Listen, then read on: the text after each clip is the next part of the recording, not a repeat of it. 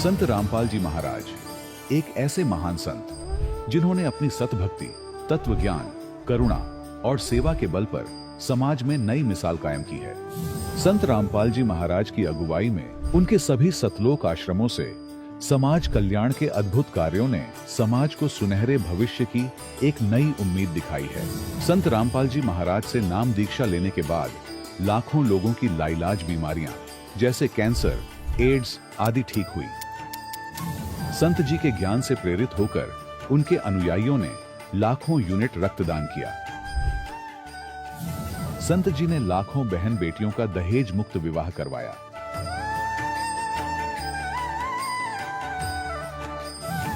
संत जी ने लाखों लोगों का नशा छुड़वाया, करोड़ों उजड़े परिवार बसे। संत जी के आश्रमों में समागम के दौरान निःशुल्क नेत्र चिकित्सा, दंत चिकित्सा प्रदान की जाती है। संत रामपाल जी महाराज द्वारा समय समय पर पर्यावरण संरक्षण के उद्देश्य से बड़े स्तर पर वृक्षारोपण किया जाता है। संत जी ने जरूरतमंदों को तत्काल राहत पहुंचाने के लिए एम्बुलेंस सेवा शुरू की। संत जी अपने अनुयायियों को देहदान के लिए प्रेरित करते हैं, जिससे मानवता की सेवा और चिकित्सा क्षेत्र में सुधार हो सके। संत रामपाल जी महाराज के सभी आश्रमों में हर रोज निःशुल्क भंडारा आयोजित किया जाता है, जहां हर वर्ग, हर जाति और हर धर्म के लोग एक साथ बैठकर भोजन करते हैं।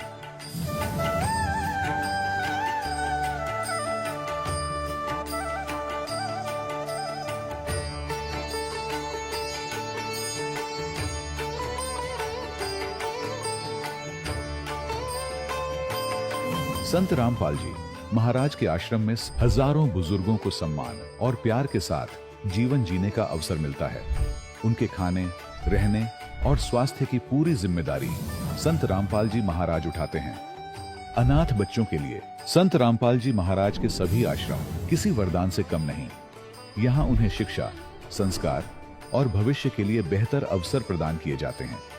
चाहे बाढ़ हो, भूकंप या महामारी, संत रामपाल जी महाराज और उनके अनुयायी हमेशा ही जरूरतमंदों के लिए सबसे आगे खड़े रहते हैं। कोविड महामारी के दौरान संत रामपाल जी महाराज के आश्रमों से करोड़ों लोगों के लिए भोजन, दवाइयां और जीवन रक्षक सामग्रियां उपलब्ध कराई गई। चाहे गरीब की मदद हो या किसी शोषित और पीड़ित वर्ग के हक और सम्मान की लड़ाई, संत रामपाल जी महाराज ने हमेशा ही उनकी दबी आवाज को सरकारों तक पहुंचाया है और उन्हें उचित न्याय दिलवाने में अहम भूमिका अदा की है। समाज में आध्यात्मिक और सामाजिक मूल्यों के प्रति जागरूकता लाने में संत रामपाल जी महाराज हर कदम पर मानवता के सच्चे सेवक साबित हुए हैं।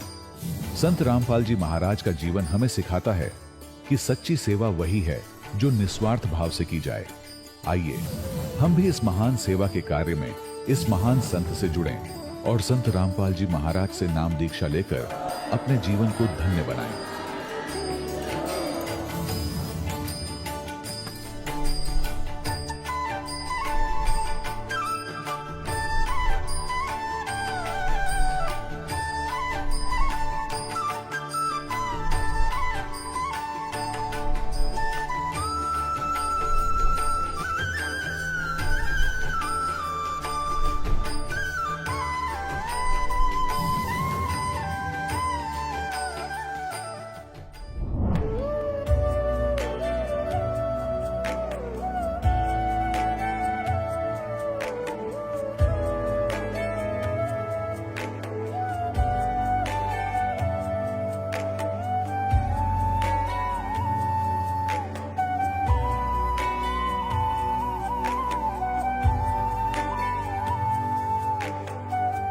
गीता में अर्जुन को स्वयं भगवान कह रहे हैं कि उस परमेश्वर की शरण में जा, उसके लिए उन संतों के पास जा जो तत्वदर्शी हो। इसी प्रकार हजरत मोहम्मद को उनका अल्लाह कह रहा है कि कोई और पूर्ण परमात्मा है। उसको पाने के लिए उन तत्वदर्शी संत की तलाश कर। वो प्रभु कौन है, ये जानने के लिए कृपया अवश्य सुनिए जगत गुरु तत्वदर्शी संत रामपाल जी महाराज के अमृत वचन। सत साहिब दर्शकों, इंसान जीवन भर सुख शांति के लिए भटकता है, पर जब उसे सही मार्गदर्शन नहीं मिलता तो वह अपने जीवन को व्यर्थ समझने लगता है। दर्शकों, ऐसी ही कहानी है बागेश्वर उत्तराखंड के रहने वाले अरविंद कुमार आर्या जी की। अरविंद जी पहले हिंदू धर्म में प्रचलित सभी प्रकार की भक्ति साधनाएं किया करते थे, लेकिन इसके बावजूद भी इन्हें ना तो शारीरिक सुख मिल पा रहा था और ना ही मानसिक शांति।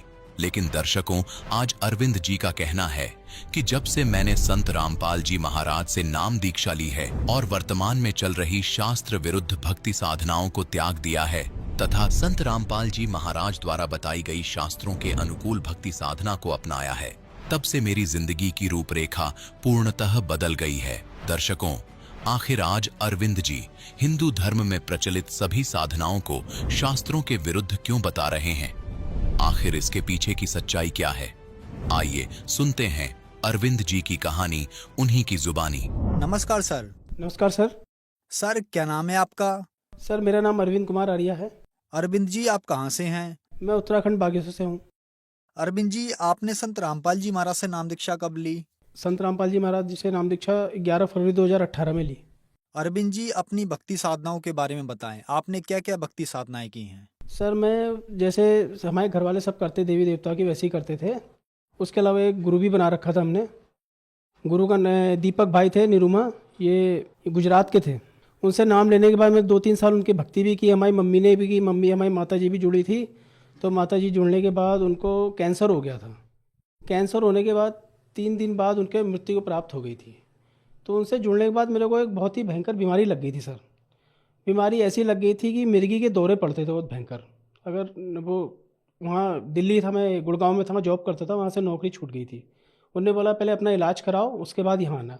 एक दिन पूजा करते करते फ़ोटो लगाई थी भगवान की खूब काफ़ी। फ़ोटो लगाने के बाद में जोत बाती करने के बाद ऐसे ही अपना अगरबत्ती धूप बत्ती जला रहा था, गिर गया। तो कम से कम आधे 1 घंटे बाद होश में आया। होश में आने के बाद मैंने कहा चलिए कोई बात नहीं, कोई ऐसी गलती होगी जो ऐसा तबीयत ख़राब होगी। फिर वहाँ से नौकरी छोड़ के मैं अपने यहीं आ गया था, बागेश्वर आ गया था। बागेश्वर आने के बाद ऐसे ही अपना मजदूरी करते थे। मजदूरी करने के बाद अपने जैसे भी है अपना गुजारा करते थे। संत रामपाल जी महाराज जी के एक शिष्य मिले, तो उनके पास पुस्तक थी ज्ञान गंगा। उनने मेरे को पुस्तक दी। पुस्तक देने के बाद कह रहे मोक्ष कैसे प्राप्ति होती है, ऐसे प्राप्ति होती है। उनके काफ़ी मेरी बहस हुई, का मोक्ष कैसी प्राप्ति होती है। अपने कहानी मोक्ष के बारे में मैंने गुरु भी बना रखा है। हम वहाँ आश्रम में भी जाते तो हमारे वहाँ चाय के 5 रुपये लिए जाते थे। एक चाय पीते तो 5 रुपये लगते थे, और भंडारा करते तो 25 रुपये खाने के लेते थे।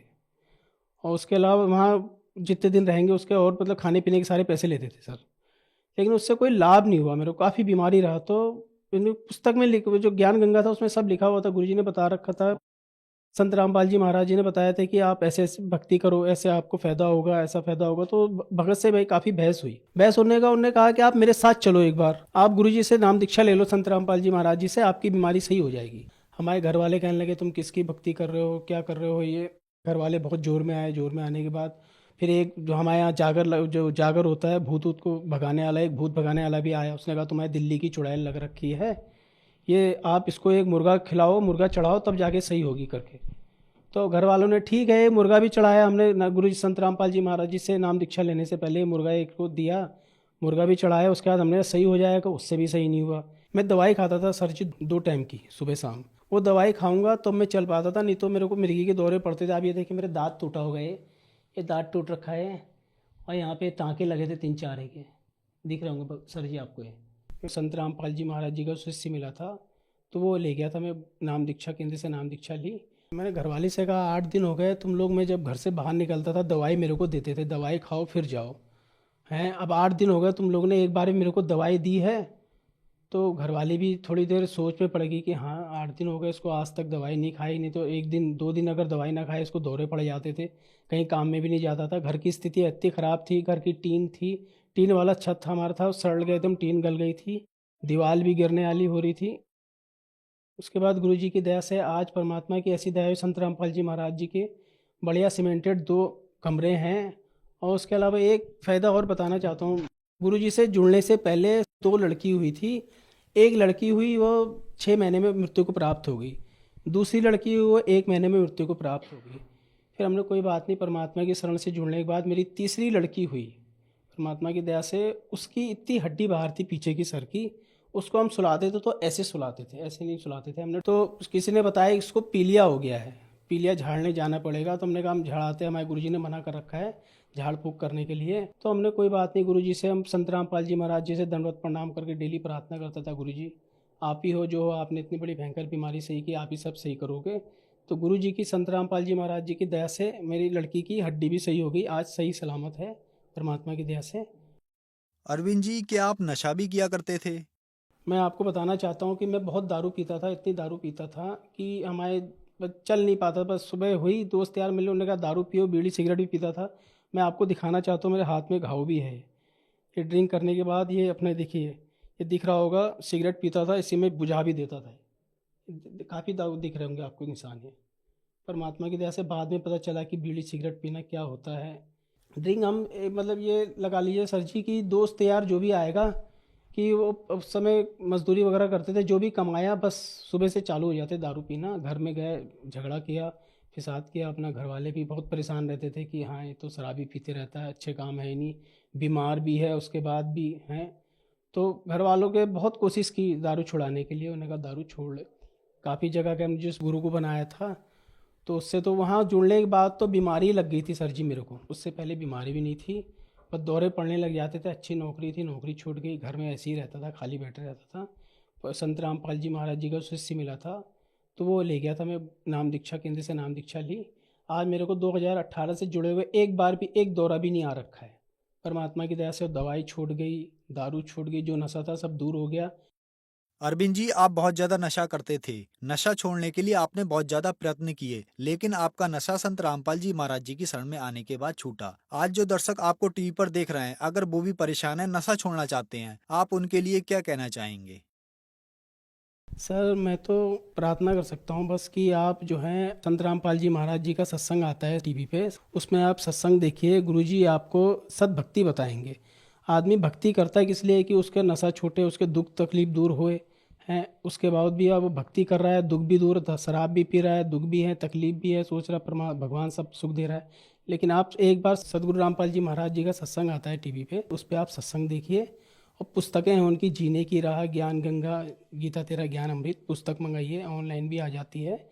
उसके अलावा आप ये टीवी में सत्संग आता है गुरु जी का, उसमें पट्टी चलती है, उसमें नंबर लिखा होता है, फ़ोन नंबर। नामदान केंद्र के पता करके नाम दीक्षा ले सकते हैं। धन्यवाद सर। सत साहिब। दर्शकों, अभी आपने सुने संत रामपाल जी महाराज से दीक्षा प्राप्त करके सुखी हुए भक्त के अनुभव। अब देखिए जगत गुरु तत्वदर्शी संत रामपाल जी महाराज के मंगल प्रवचन।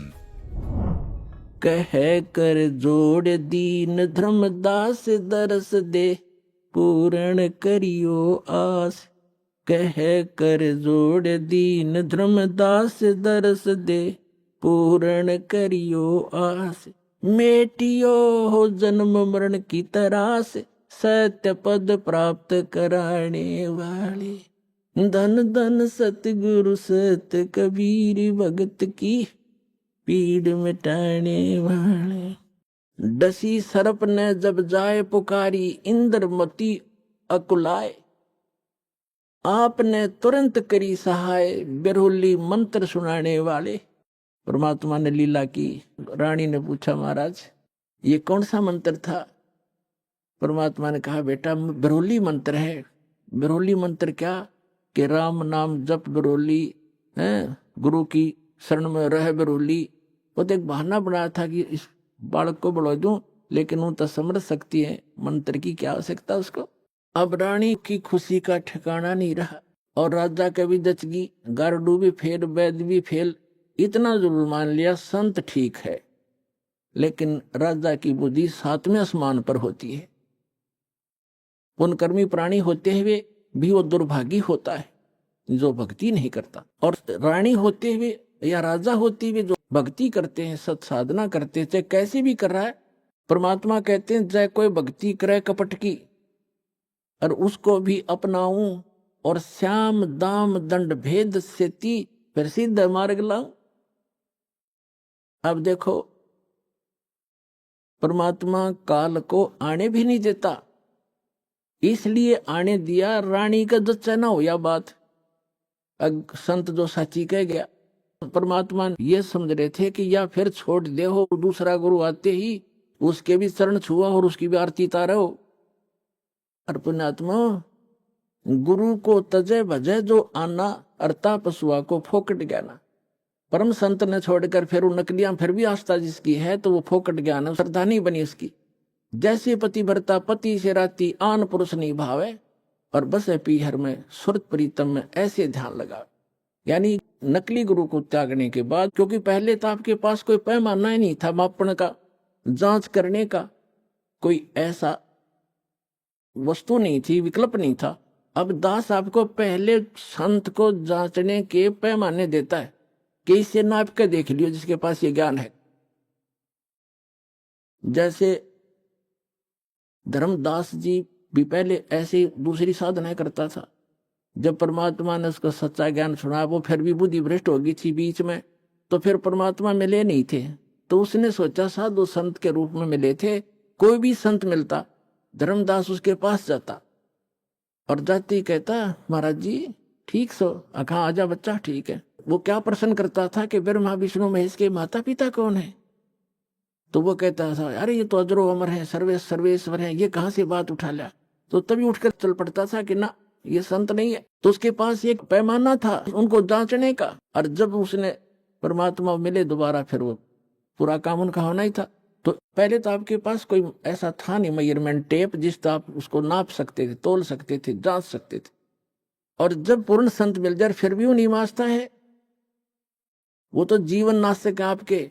हाँ, उनको समझाने की चेष्टा करो। गुरुजी, पहले जो गुरुजी थे कि भक्त, महाराज जी आदर से बोलो, आप गलत दिशा पर जा रहे हो, इन प्रश्नों का उत्तर तो आप दो, और नहीं ताजा मेरे साथ अपना नाम लो, कल्याण कराओ। इतना यारी है उनके साथ, उससे आगे दोस्ती मत रखना।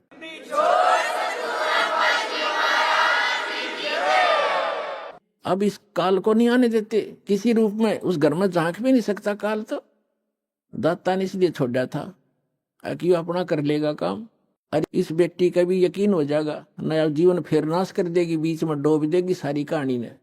तो उसके बाद ऐसा दृढ़ विश्वास हुआ उस लड़की के, और परमात्मा बिना कुछ भी दिखाई नहीं दे। नव राजा मना करे फिर, इसका तो जीवन दान मिल गया मेरी रानी का इस संत से।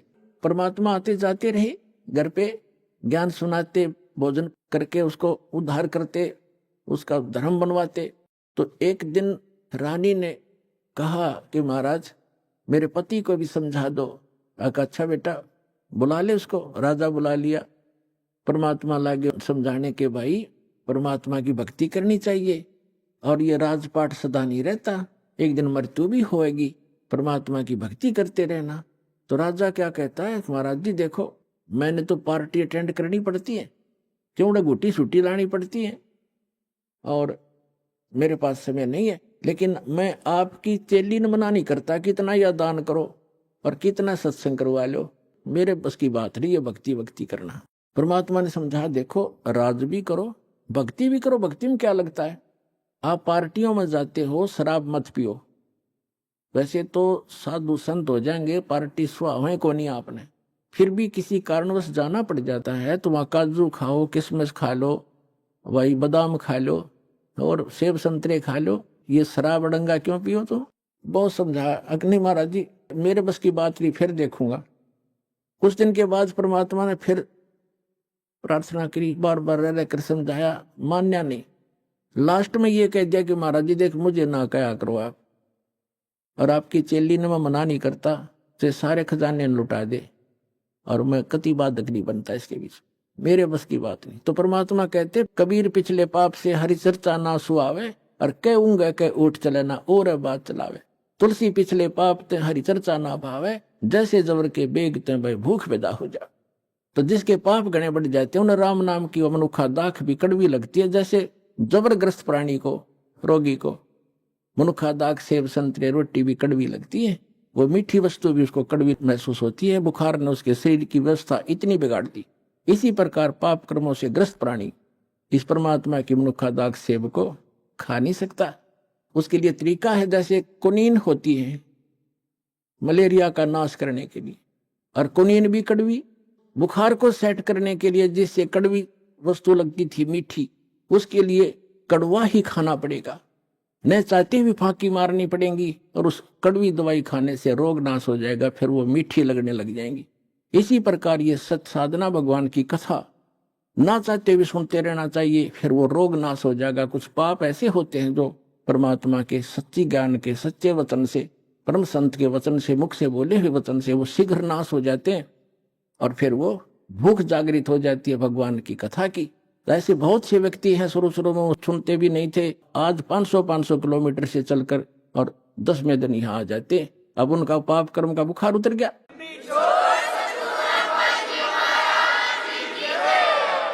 अब परमात्मा ने कहा था कि बेटी आज तू 40 वर्ष की थी जब तेरी डेथ होनी थी। उसने कहा जी हाँ बिल्कुल ठीक 40 वर्ष की थी जिस दिन मेरे को सर्प डसा, और अब मैं चाहूंगा जब मरेगी तू, काल नहीं मार सकता तुझे। अब वो रानी होगी 80-82 वर्ष की। वो 1-2 बार उसने खुद भी कहा महाराज अब मुझे तो भेज दो सतलोक, सारा काम हो लिया। परमात्मा बोले बेटी देख ले कोई पोता पोती में आस्था तो नहीं है तेरी, कार कोठी में, घोड़े कोठी में दैया आस्था रहेगी ना, यहाँ तो तू फॉर्मेलिटी करेगी, और ऊपर जाकर तो कति तेरी बार दिखाई देगी शीशे की तरह, फिर वापस पटकनी पड़ेगी। मैंने अगना जी आप तो अंतर्यामी हो, मेरे कोई मन में नहीं है, मैं तो कति फारिग हो रही हूँ, अपने ज्ञान ऐसा दे दिया, मृत्यु तो होनी ही है, चलते हाथ पांव हो जाओ और अच्छा है। तो जब वो 85 वर्ष की होगी तब परमात्मा ने कहा कि ले चल इंद्रमती सतलोक चलते। अब चलो जी। अब परमात्मा अकेले आए थे और किसी को नहीं दिखाई दे रहे थे, और इंदुमती को दिख रहे थे, वो चलेगी। औरों के देखने लगे रानी मर गई, रानी मर गई, क्या हो गया, हार्ट फेल हो गया, कुछ भी कहते रहो, वह गई अपन उसको पता भी नहीं तो मरी है। तो मान सरोवर है ऊपर एक, यहाँ पर मान सरोवर है, उस मान सरोवर पर जाकर कुछ दिन के लिए इस जीव को वहां रखा जाता है। वहां रखने के बाद फिर इसकी भावना देखी जाती है ये अभी कितनी और कमजोर है। तो वहां जब मान सरोवर पर जा लिए उसमें स्नान कराया जाता है, कुछ आवरण जो गंध है हमारे आत्मा के मैल वहां परमात्मा के मंत्रित जल से भी ठीक होते। तो बाहर आकर बैठ गई नारनी स्नान करके, और परमात्मा ने पूछा बेटा अब फिर देख ले कोई आस्था तेरे नीचे के लोक में तो नहीं किसी की, तेरी संपत्ति में। तो उसके मन में एक बात खटकेगी कि हे महाराज आपके ज्ञान से मुझे तो बहुत कुछ जानकारी होगी, लेकिन जो संसार की दृष्टि में जो मेरा पति है, अब तो मुझे अपने ओरिजिनल पति का पता लग गया, परम अक्षर ब्रह्म वो हमारा पति है। लेकिन शरीर का जो पति है वो बहुत बड़ी आदमी था, लेकिन उसकी नालायकी है मालिक, उसने भजन नहीं किया। लेकिन आज जो मुझे उपलब्धि हुई है उसमें उसका बहुत बड़ा सहयोग है मेरे पति का।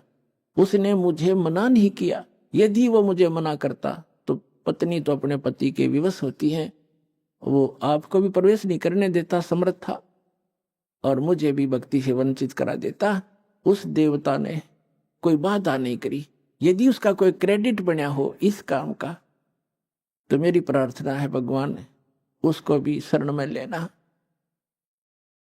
पुण्यात्मा परमात्मा जान गए कि यह भी कमजोरी है।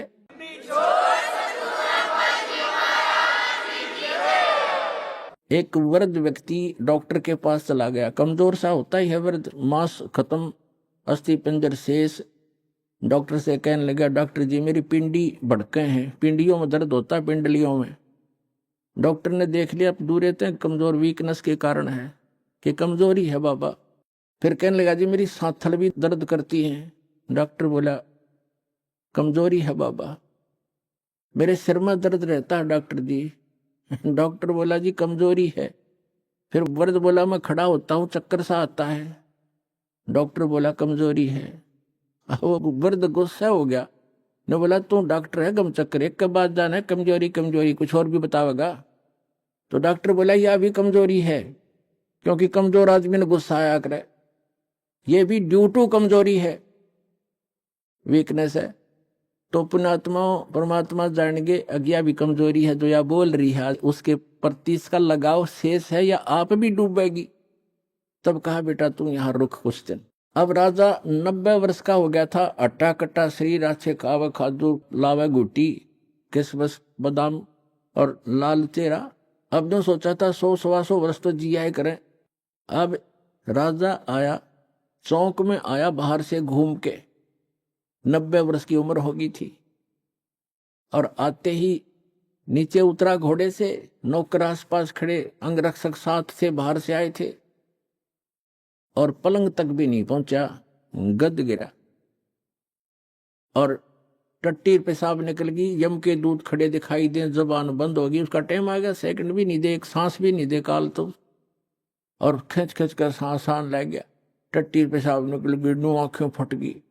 वैद्य बुद्धों ने अपनी सारी जंतर मंतर कर लिए, सारी दवाई दे दी। फिर वो समझ गए कि अब इसका अंत समय है।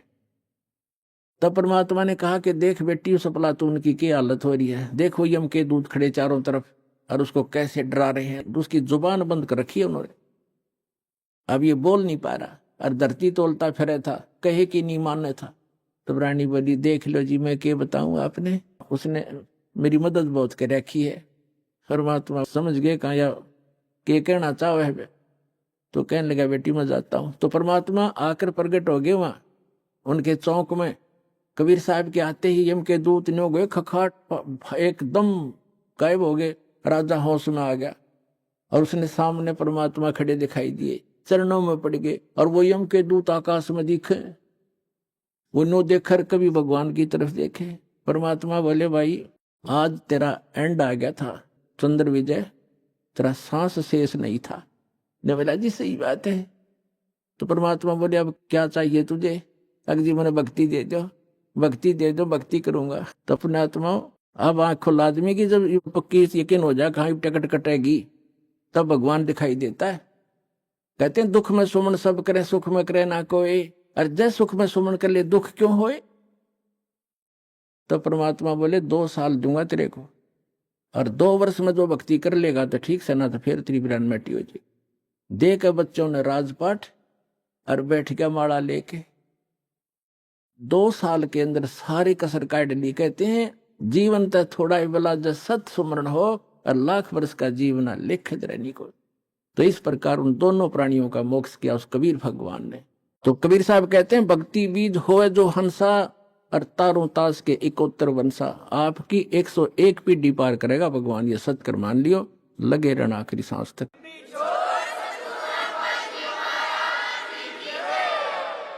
सौभाग्य आपका, आप जी सतलोक आश्रम के अंदर आप उपस्थित हुए। कोटि कोटि जन्मों के शुभ संस्कार जिस पुण्य आत्मा के उदय होते हैं, वही पुण्यकर्मी प्राणी सतलोक आश्रम से जुड़ते हैं। उन पुण्यात्माओं के पूर्व संस्कारों की गिनती नहीं हो सकती। परमेश्वर कबीर जी हम सभी आत्माओं को यथार्थ ज्ञान कराने के लिए आते हैं, और वो ज्ञान वो अपने मुख कमल से स्वयं बोलते हैं।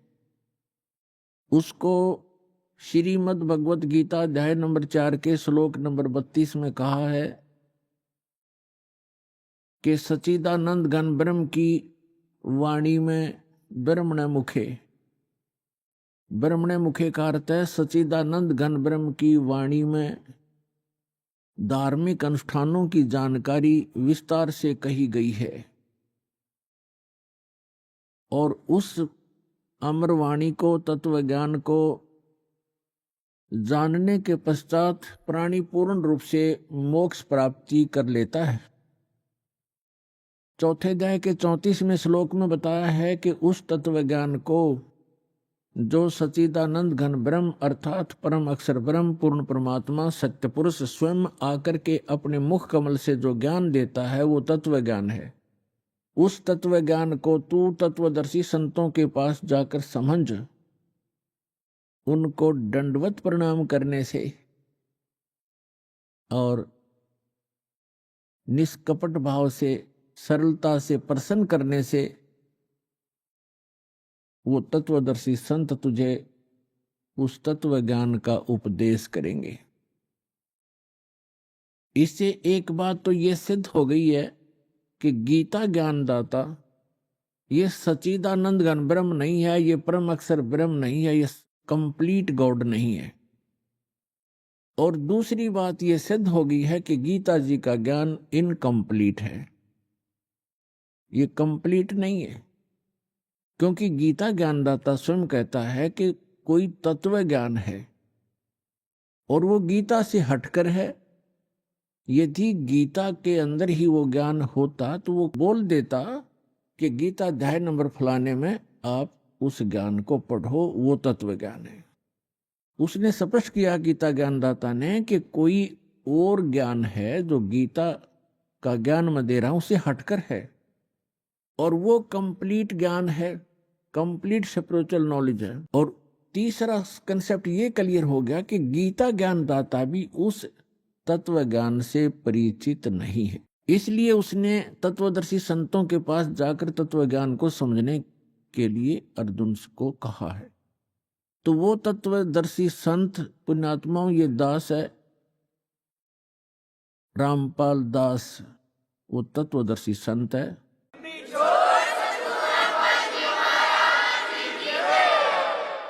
जिस ज्ञान का श्री ब्रह्मा, श्री विष्णु, श्री शिव जी को ज्ञान नहीं, देवी को ज्ञान नहीं, गीता ज्ञानदाता इस सर्वपुरुष ब्रह्म को ज्ञान नहीं, वो ज्ञान परमेश्वर ने अपनी अमृत वाणी में, कबीर वाणी में लिखा हुआ है।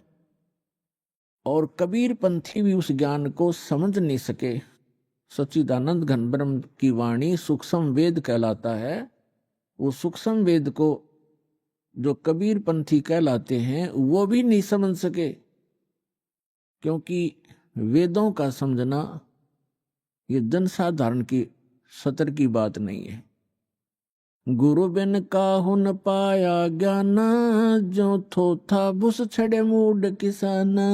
गुरु बिन वेद पढ़े जो प्राणी, समझे न सार रह अज्ञानी। क्योंकि गुरु के बिना वेदों को समझा नहीं जा सकता, और गुरु के बिना जो वेद पढ़ते हैं उनको निष्कर्ष पता लगता नहीं, सारांश से परिचित नहीं हो पाते। इसलिए उनका प्रयत्न ऐसा है जैसे कोई मूढ़ किसान भूस को कूट कर उससे कनक प्राप्ति का प्रयत्न कर रहा हो। जैसे धान की पराली पड़ी हो कहीं पर और उस पराली को कोई कूट रहा हो और उससे कोई पूछे क्या कर रहा है, कि धान निकाल रहा हूं, तो उसका व्यर्थ प्रयत्न है। वो बुद्धिमान व्यक्ति नहीं है, या तो शराब के नशे में या कति मेंटल है। तो इसी प्रकार बताया है कि वेदों का गुरु के बिना पढ़ना, ये नकली गुरुओं से भी वेद नहीं पढ़े जा सकते। आज तक के जितने ऋषि महर्षि हुए ये सारे नकली गुरु थे, ये गुरु नहीं थे। इनको अध्यात्म ज्ञान शून्य था इनका। गुरु स्वयं परमात्मा आते हैं। तुम साहेब तुम संत हो, तुम सतगुरु तुम हंस,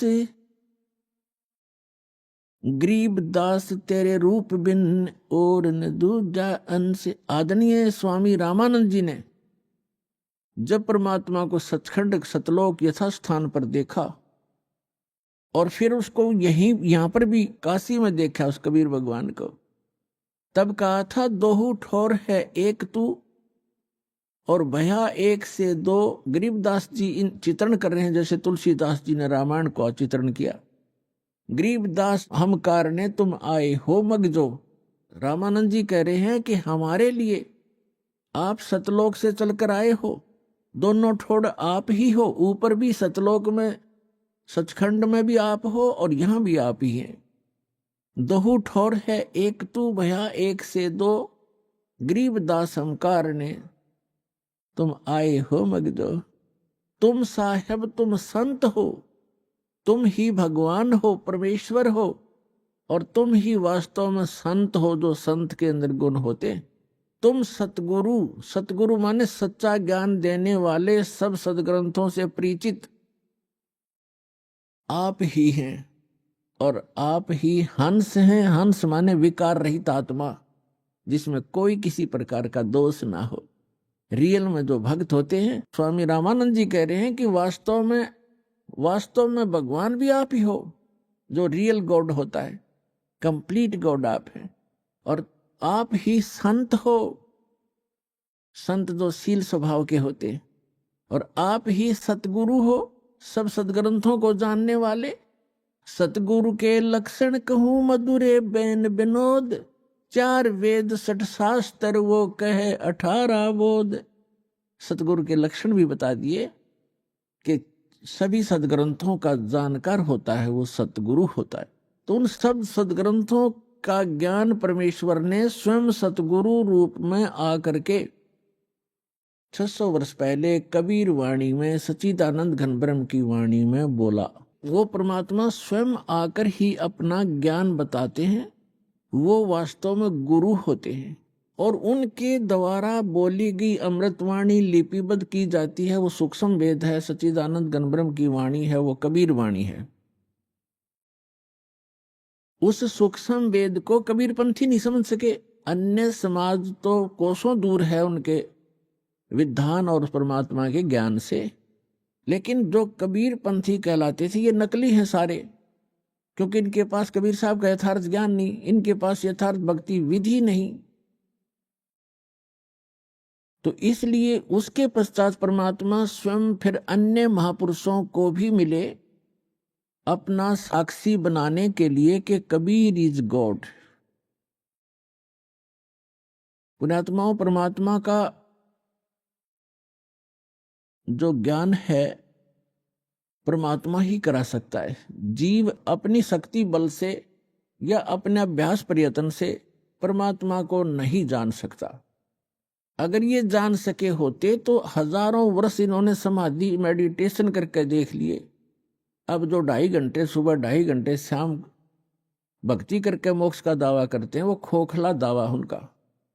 हजारों वर्ष उन्होंने इस शरीर में खूब टक्कर मार ली और लास्ट में कह दिया गॉड इज फॉर्मलेस, परमात्मा निराकार है, परमात्मा का केवल प्रकाश देखा जा सकता। तो परमात्मा नहीं देख सके वह, परमात्मा का जो प्रकाश देखा है, तो परमात्मा बिना प्रकाश होगा किसका? वो तो ऐसा है जैसे ये शरीर है हमारा, ये ऐसा है जैसे किसी सरोवर तालाब के साथ में कोई मकान बना हो, कोई महल बना हो,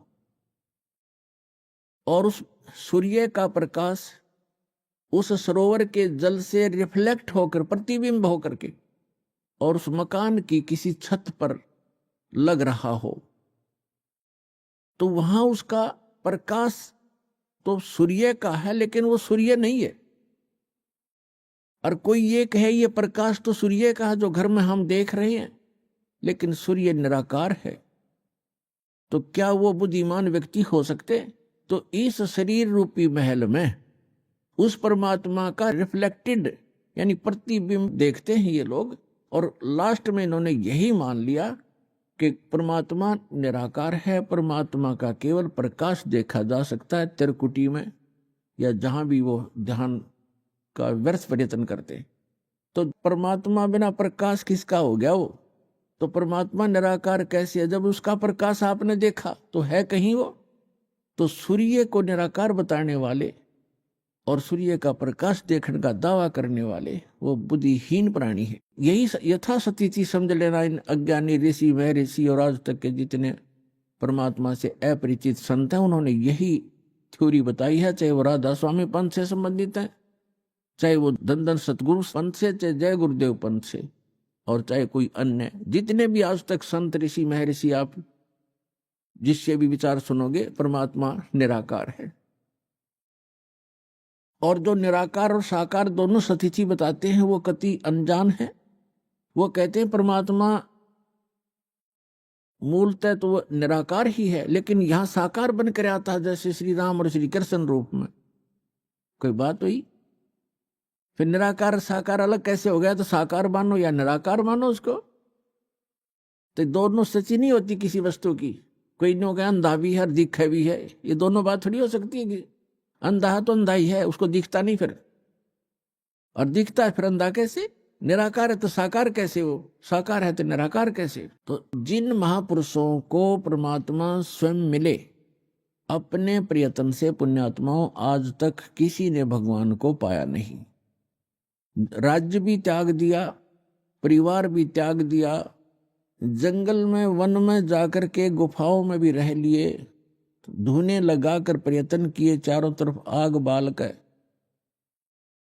और झरनों में खड़े हो होकर भी साधकों ने परमात्मा प्राप्ति का प्रयत्न किया, लेकिन ऑल इन वेन, यानी सभी निष्फल रहे, क्योंकि उनकी साधना अकॉर्डिंग टू द शास्त्र नहीं थी, उनकी साधना शास्त्र अनुकूल नहीं थी, मनमाना आचरण था। और अब भी जो कर रहे हैं मनमाना आचरण, वो भी अपना जीवन व्यर्थ कर रहे हैं। जैसे श्रीमद् भगवद गीता अध्याय नंबर 16 के श्लोक 23 और 24 में स्पष्ट किया है कि शास्त्र विधि को त्याग कर जो मनमाना आचरण करते हैं, उनको न तो कोई सुख होता है, न उनकी परम गति होती है, और न ही उनका कोई कार्य सिद्ध होता है, उसको कोई सिद्धि भी प्राप्त नहीं होती, अर्थात यूजलेस, व्यर्थ।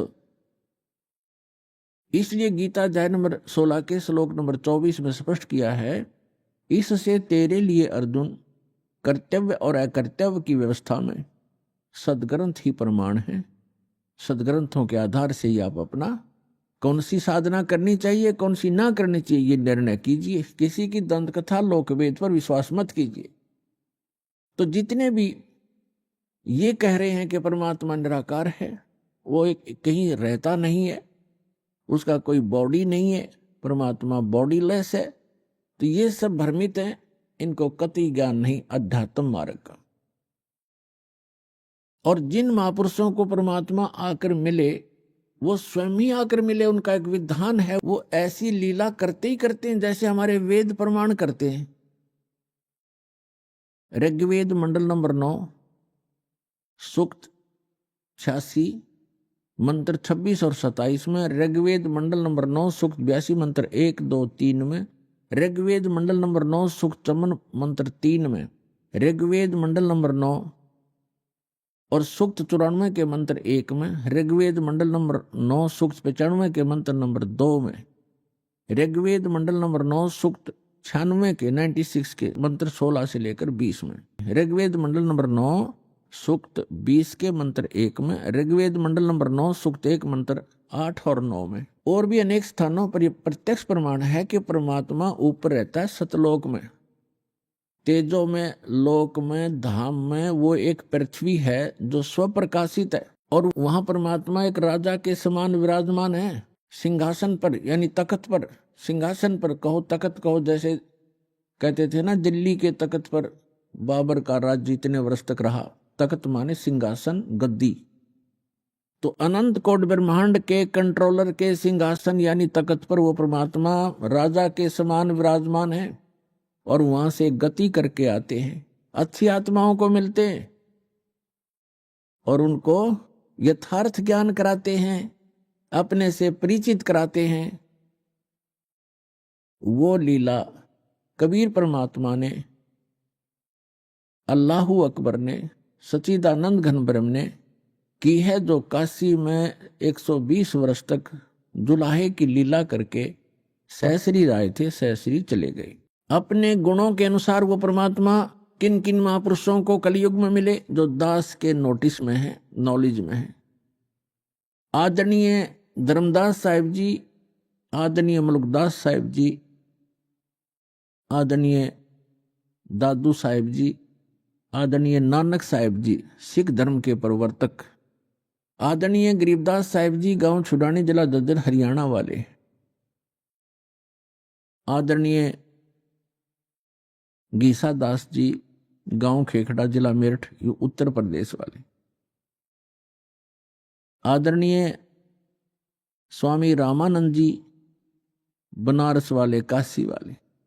इन महापुरुषों को वो परमात्मा अपनी लीला अनुसार, अपने गुणानुसार मिले और इनको सचखंड लेकर गए।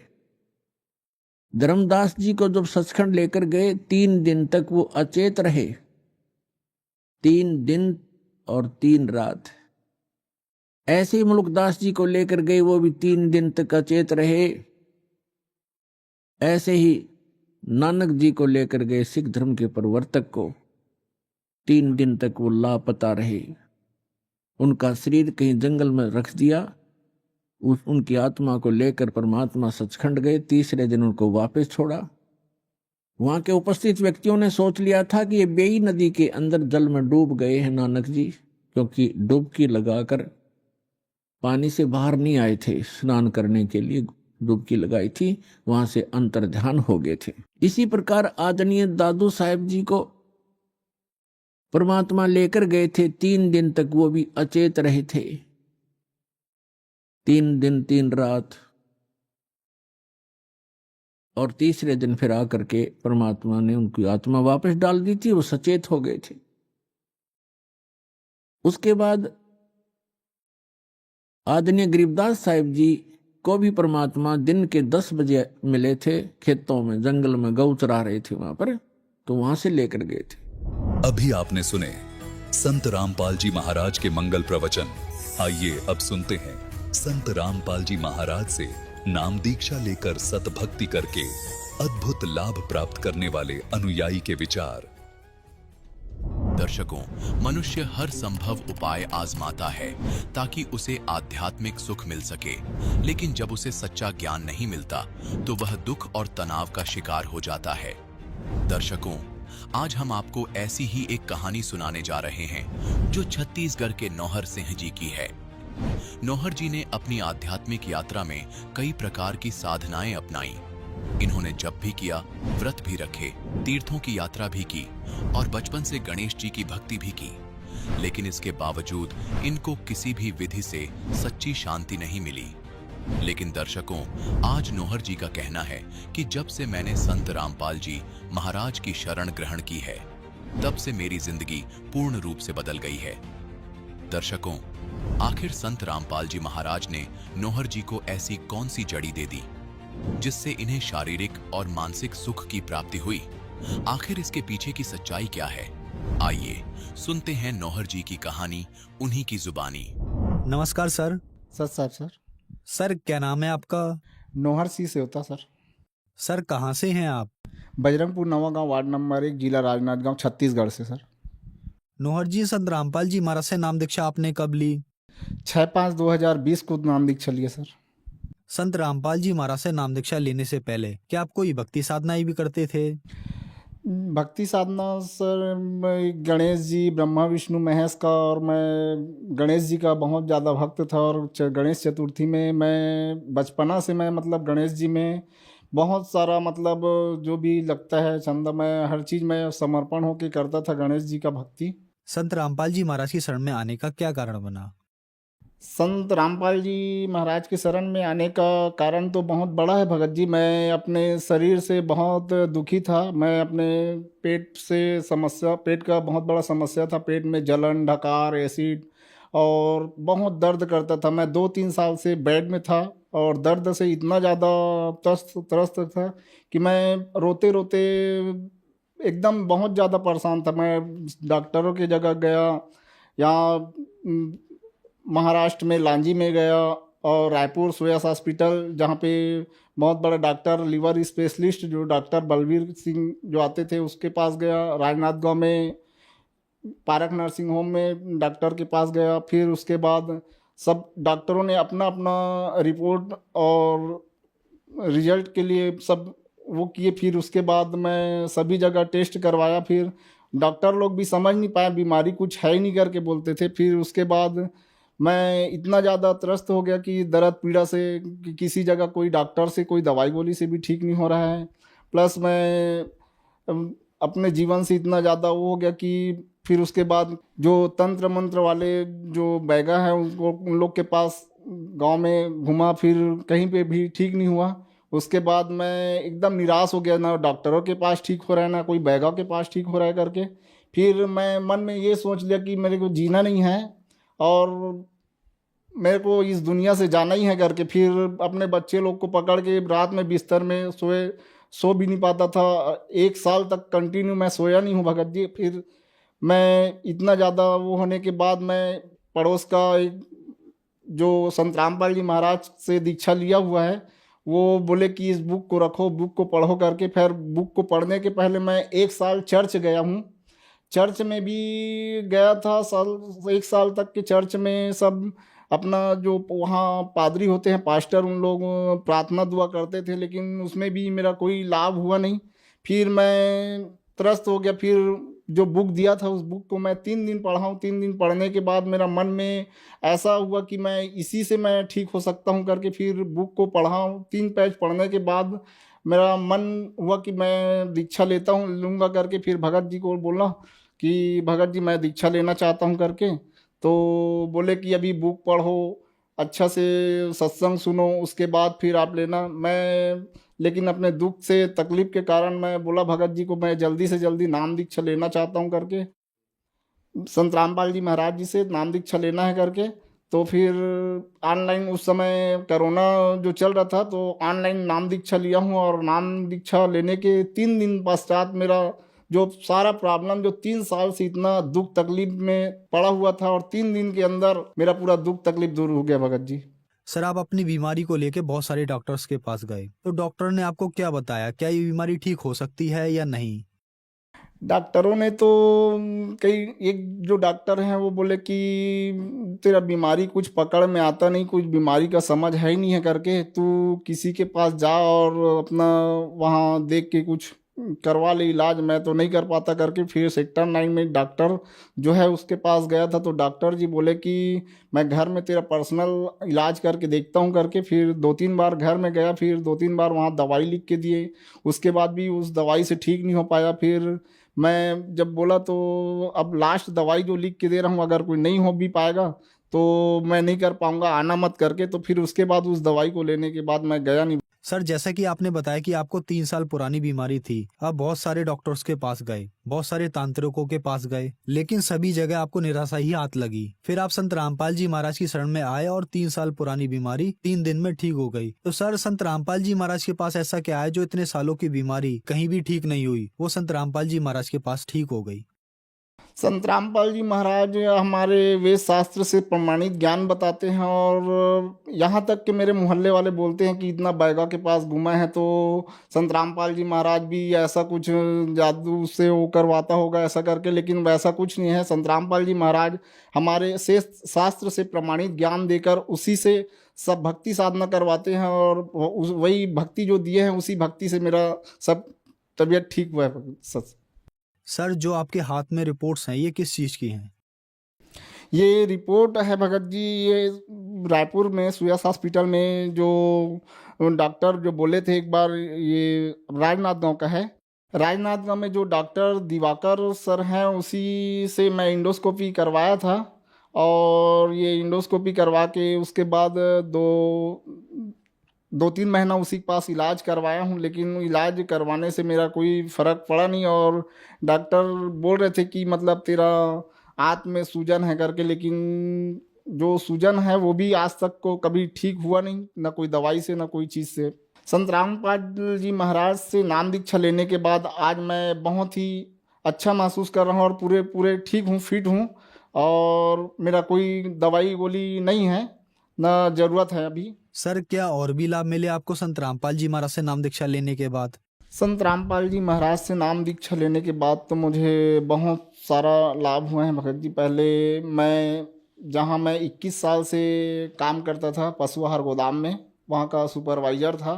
21 साल काम करने पर भी मुझे कोई ऐसा कुछ लाभ मिला नहीं है, बस अपना जीवन रोजी रोटी बस चल रहा था। जैसा मैं नाम दीक्षा लिया हूँ गुरु जी से, और नाम दीक्षा लेने के बस 3 महीना बाद तबीयत ठीक होकर के मैं अपने वो जो मालवाहक ऑटो खरीदा हूँ मालिक की कृपा से।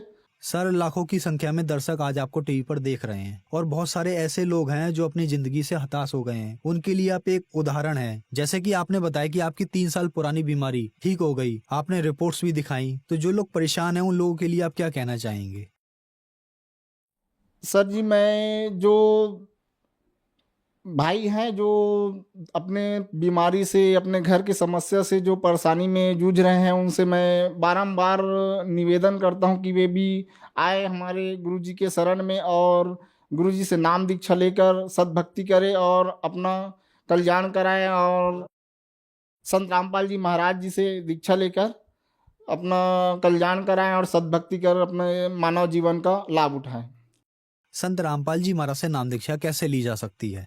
संत रामपाल जी महाराज से नाम दीक्षा जो चैनल में 7:30 बजे जो सत्संग चलता है उसमें नीचे जो पीला पट्टी जो चल रहा है उसमें जो कांटेक्ट नंबर है उस कांटेक्ट नंबर में आप कॉल करके नाम दीक्षा ले सकते हैं। धन्यवाद सर। सत्संग। संत रामपाल जी महाराज एक ऐसे महान संत जिन्होंने अपनी सतभक्ति, तत्व ज्ञान, करुणा और सेवा के बल पर समाज में नई मिसाल कायम की है। संत रामपाल जी महाराज की अगुवाई में उनके सभी सतलोक आश्रमों से समाज कल्याण के अद्भुत कार्यों ने समाज को सुनहरे भविष्य की एक नई उम्मीद दिखाई है। संत रामपाल जी महाराज से नाम दीक्षा लेने के बाद लाखों लोगों की लाइलाज बीमारियां जैसे कैंसर, एड्स आदि ठीक हुई। संत जी के ज्ञान से प्रेरित होकर उनके अनुयायियों ने लाखों यूनिट रक्तदान किया। संत जी ने लाखों बहन बेटियों का दहेज मुक्त विवाह करवाया।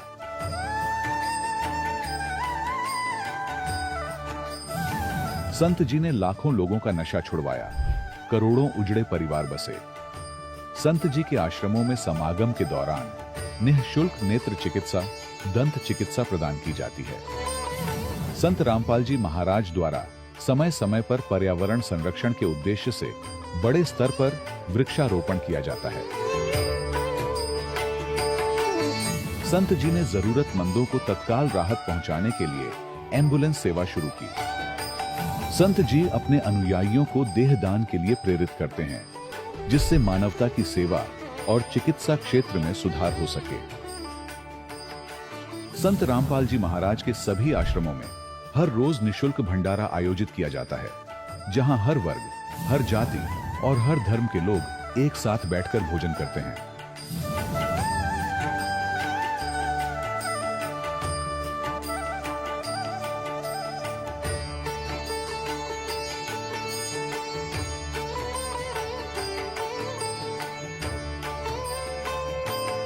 संत रामपाल जी महाराज के आश्रम में हजारों बुजुर्गों को सम्मान और प्यार के साथ जीवन जीने का अवसर मिलता है। उनके खाने, रहने और स्वास्थ्य की पूरी जिम्मेदारी संत रामपाल जी महाराज उठाते हैं। अनाथ बच्चों के लिए संत रामपाल जी महाराज के सभी आश्रम किसी वरदान से कम नहीं।